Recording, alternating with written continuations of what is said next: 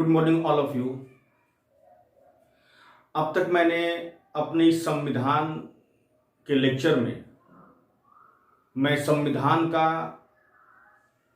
ऐतिहासिक विकास क्रम समझा रहा हूं और इस कॉन्स्टिट्यूशनल डेवलपमेंट ऑफ इंडिया या भारत के संवैधानिक विकास के अंतर्गत मैंने आपसे 1773 के रेगुलेटिंग एक्ट, फिर 1781 के एक्ट ऑफ सेटलमेंट की चर्चा की। अब मैं चर्चा करूंगा पिट्स इंडिया एक्ट और उसके बाद के कुछ महत्वपूर्ण एक्ट की। मैंने जो ये संविधान का जो लेक्चर शुरू किया है, मैं हर एक टॉपिक पर आपको लेक्चर प्रोवाइड कराऊंगा। मेरे लेक्चर 1 या 2 घंटे के नहीं होंगे, ये मुश्किल से 20 या 25 मिनट के होंगे, लेकिन मैंने ये वादा किया है कि मैं जो भी सब्जेक्ट लूंगा उसे अंत तक पढ़ाता हुआ जाऊंगा। और मैंने इसमें पहले कहा था कि इसके लिए आपको धीरज रखना पड़ेगा, तो अगर आप धीरज रखेंगे तभी ऐसा हो सकता है। और रही बात मेरे करंट अफेयर सीरीज की, तो मैं करंट अफेयर सीरीज को हर संडे आपके लिए लाऊंगा। सेट 4 तक पढ़ा चुका हूं, सेट 5 आपके सामने जल्दी आने वाला है और उस माध्यम से आप वर्तमान में घटित होने वाली संवैधानिक घटनाओं, आर्टिकल और वर्तमान में जो भी भौगोलिक घटनाएं हैं उनको समझ जाएंगे। इस प्रकार से जारी रहेगा। तो अब मैं पिट्स इंडिया एक्ट की चर्चा करूंगा। तो मैं ये बताना चाहूंगा कि पिट्स इंडिया एक्ट लाया क्यों गया था, इसके पीछे क्या कारण थे। देखिए, पिट्स इंडिया नाम क्यों पड़ा। ये पिट्स इंडिया एक्ट जो है ये 1784 में आया था। इसे हम पिट्स इंडिया क्यों कहते हैं। देखिए, इसे पिट्स इंडिया कहने का सबसे बड़ा रीजन ये है कि कहीं ना कहीं इसमें सबसे बड़ी भूमिका विलियम पिट की रही है, जो कि ब्रिटेन के प्रधानमंत्री थे। इसीलिए उनके नाम से ही ये नाम पड़ गया पिट्स इंडिया एक्ट। अब इसको लाने के पीछे क्या कारण थे। ये एक बहुत बड़ा परिवर्तन था जो कंपनी के अंदर एक नए रूप में आने वाला था, क्योंकि अभी तक तो कोर्ट ऑफ डायरेक्टर्स, जो कि आप जान चुके हैं, जो कंपनी को मैनेज कर रहे थे, कोर्ट ऑफ डायरेक्टर्स कंपनी के व्यापारिक प्रशासनिक दोनों कार्यों को देखते थे। लेकिन इस एक्ट के माध्यम से ब्रिटिश क्राउन ने कहीं ना कहीं कंपनी के अंदर अपने स्वामित्व की एक शुरुआत कर दी। 1773 का जो एक्ट था उसने कहीं ना कहीं ब्रिटिश पार्लियामेंट का पहला हस्तक्षेप यानी क्राउन का हस्तक्षेप शुरू किया कंपनी के अंदर। लेकिन ये जो एक्ट है, ये आप कह सकते हैं कि इस एक्ट ने कहीं ना कहीं ब्रिटिश क्राउन का स्वामित्व का बीज बोया ईस्ट इंडिया कंपनी के अंदर। तो अभी तक तो कंपनी को किसी ना किसी तरह से वो ब्रिटिश क्राउन या पार्लियामेंट अपने निर्देशों पर चलाने का प्रयास कर रहे थे, लेकिन अब ये एक ऐसा स्टेप था जो आगे जाकर के पूरी तरह से कंपनी के ओनरशिप पर ही अटैक करेगा। तो ये कह सकते हैं कि इस एक्ट के माध्यम से कंपनी के अंदर ब्रिटिश क्राउन ने कहीं ना कहीं एक ओनरशिप का रास्ता खोल दिया, जो आप आगे जाके समझेंगे। अब इस एक्ट में किया क्या गया। इस एक्ट में पहला काम तो यह किया गया कि कंपनी के व्यापारिक और प्रशासनिक कार्यों को अलग अलग कर दिया गया कि अब कंपनी का व्यापारिक कार्य अलग होगा, प्रशासनिक कार्य अलग होगा। व्यापारिक कार्य ये यथावत कोर्ट ऑफ डायरेक्टर्स संभालेगा, लेकिन अब कंपनी का जो प्रबंधकीय कार्य था यानी मैनेजमेंट, प्रशासन, कंपनी के अंदर किस एम्प्लॉय के खिलाफ क्या एक्शन लेना है, ये सारी चीजें, इन सारी चीजों के लिए एक नया विभाग बनाया गया जिसे कहा जाता है बोर्ड ऑफ कंट्रोल। अब देखिए, बोर्ड ऑफ कंट्रोल के हाथ में सभी मिलिट्री पावर आ गए। अब कंपनी के अंदर जो भी प्रशासनिक निर्णय लेने थे वो सारा पावर बोर्ड ऑफ कंट्रोल के हाथ में दे दिया गया। अब बोर्ड ऑफ कंट्रोल में 6 मेंबर थे।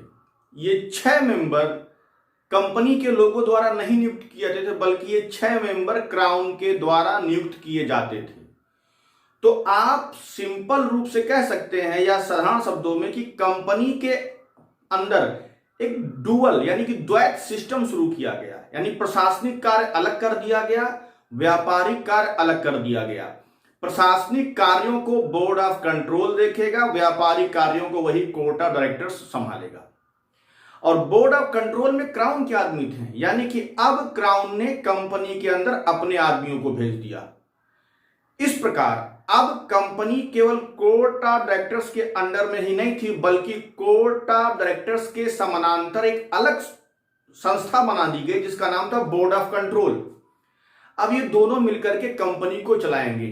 इस प्रकार आप कह सकते हैं कि बोर्ड ऑफ कंट्रोल को स्थापित करके कहीं ना कहीं ब्रिटिश क्राउन ने कंपनी पर नियंत्रण और बढ़ाने का शुरुआत किया। इसीलिए मैंने कहा था पहले कि एक तरह से ये ब्रिटिश क्राउन के स्वामित्व की शुरुआत थी कंपनी के अंदर। अब कहा जाए तो एक काम और किया गया। दूसरा फैक्ट क्या है, यानी कि अन्य महत्वपूर्ण तथ्य में एक ये भी आता है कि गवर्नर जनरल की काउंसिल में सदस्यों की संख्या 4 से घटा करके 3 कर दी गई। इसको ध्यान रखिएगा। अब चूंकि मैंने गवर्नर जनरल की काउंसिल क्या मतलब था मैंने बताया था। गवर्नर जनरल के काउंसिल का जो कॉन्सेप्ट है वो रेगुलेटिंग एक्ट से लाया गया था कि 1773 के रेगुलेटिंग एक्ट में कहा गया था कि गवर्नर जनरल को, यानी बंगाल के गवर्नर जनरल को सलाह देने के लिए एक सलाहकारी परिषद होगी। इसी सलाहकारी परिषद को एग्जीक्यूटिव काउंसिल कहा जाता है या कार्यकारिणी परिषद कहते हैं।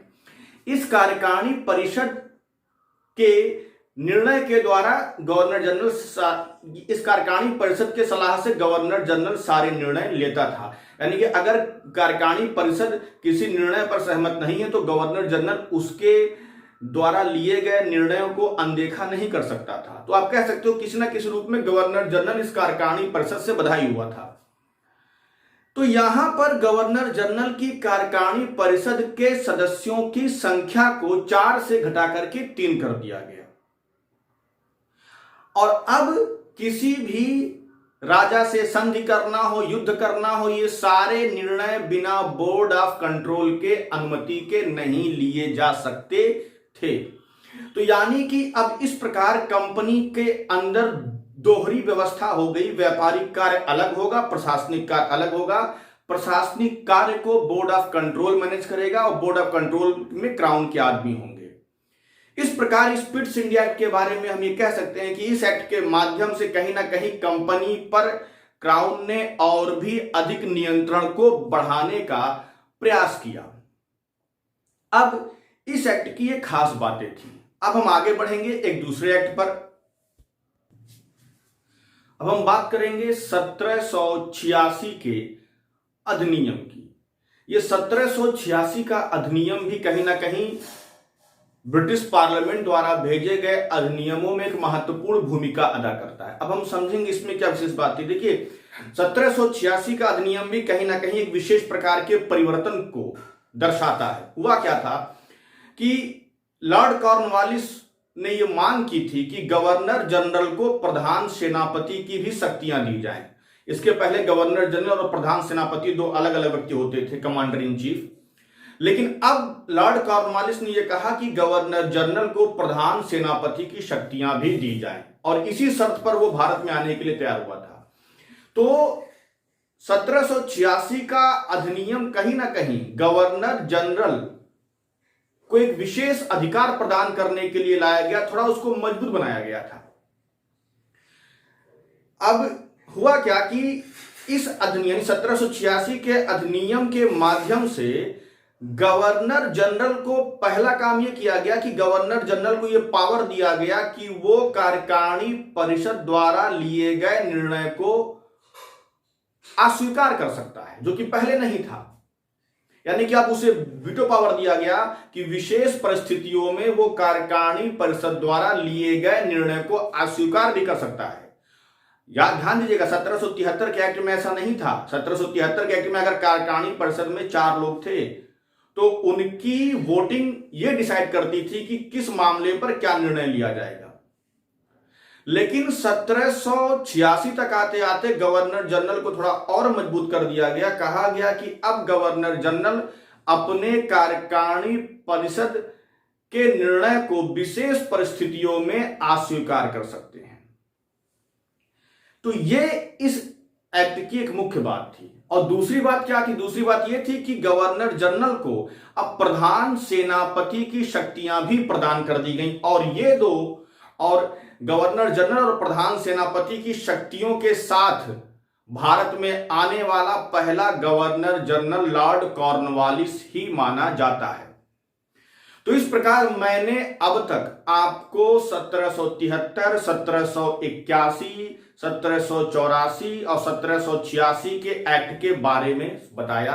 अब ये मेरी क्लास इसी तरह से कंटिन्यू रहेगी। मैं हर एक विषय को बहुत लंबा वीडियो ना बना करके छोटे में ही आपको सारे विषयों की जानकारी दूंगा। हाँ, मेरे आने वाले वीडियो जो थोड़ा हम संविधान को आगे बढ़ाएंगे तो वो वीडियो थोड़े लंबे हो सकते हैं, वो लेक्चर थोड़े लंबे हो सकते हैं। तो आप इसको पढ़ते जाइए और नोट्स बनाते जाइए।